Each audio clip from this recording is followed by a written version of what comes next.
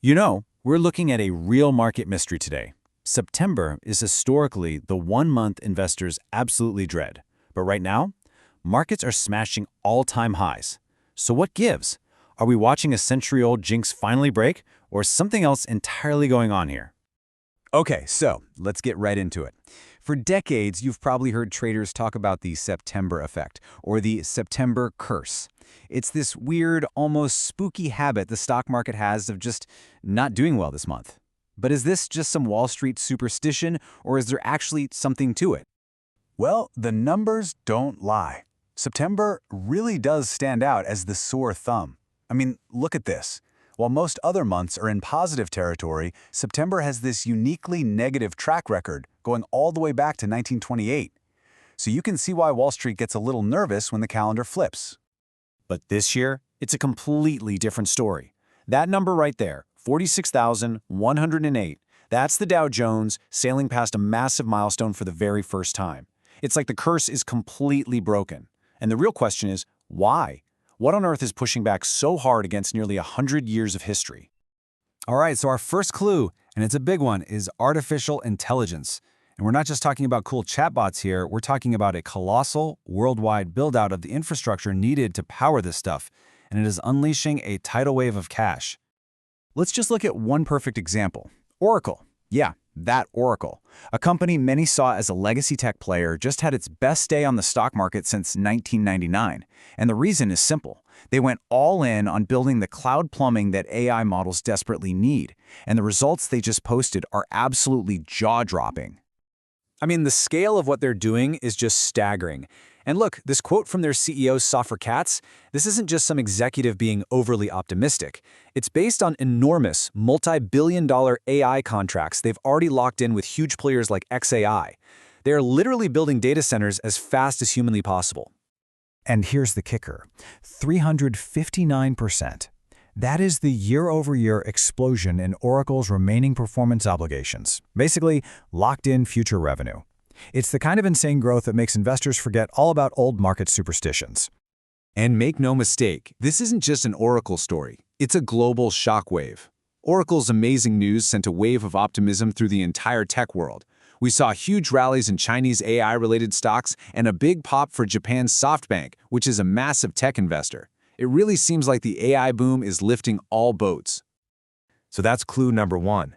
Clue number two is just as big, maybe even bigger. The United States Federal Reserve. Because while AI is providing this incredible growth story, the Fed is providing the rocket fuel. Markets are now completely convinced that cheaper money is right around the corner. And what's really striking here is just how certain the market is. This isn't a coin flip. Traders are pricing in a 100% chance of an interest rate cut at the Fed's very next meeting. The only question now is how big the cut will be. This overwhelming belief that borrowing is about to get cheaper is a massive tailwind for stocks. So, why is everyone so sure a cut is coming? Well, it boils down to data like this. First, we got this huge downward revision showing the jobs market was way weaker than we thought. Then, the August jobs report was a total dud. And to top it all off, the prices that businesses pay for goods actually fell. For the Fed, these are all giant green lights to start cutting rates. Okay, so things are looking pretty rosy, right? AI is booming. The Fed is about to hand out cheaper money. But hold on, it's not that simple. While those are powerful forces, there are some pretty serious storm clouds gathering on the horizon that could throw a wrench in the works. First up, the threat of a global trade war is back on the table. President Trump has brought back tariff threats against pretty much all of our major trading partners, and he's set a February 1st deadline. This just injects a huge dose of uncertainty into the global economy, and it threatens to mess up supply chains and hike up costs for everyone. Next, you have to look at what's happening in China. And frankly, this data is pretty worrying. Consumer prices are falling, which is deflation. The prices businesses get for their goods have been falling for almost 3 years straight. And their export growth is slowing down. When the world's second biggest economy starts to sputter, everyone feels it.